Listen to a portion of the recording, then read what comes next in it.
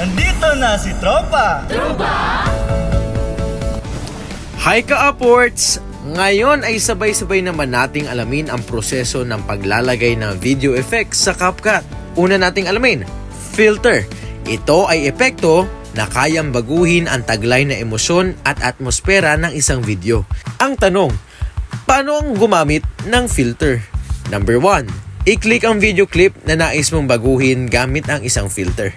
Pangalawa, tingnan ang toolbar sa ilalim ng video. Makikita mo ang filter. I-click ito. Pangatlo, ang library ng mga filter ay mag-a-appear.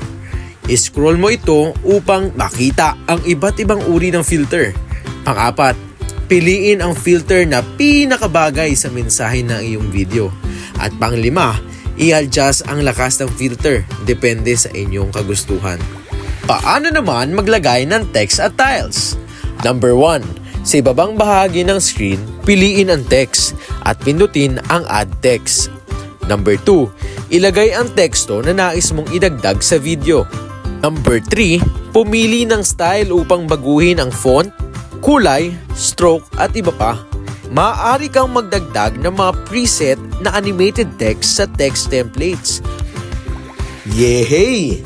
Natutunan mo na rin kung paano mag-add ng effects sa CapCut. Kita-kits tayo sa susunod na video, ka-Upwords!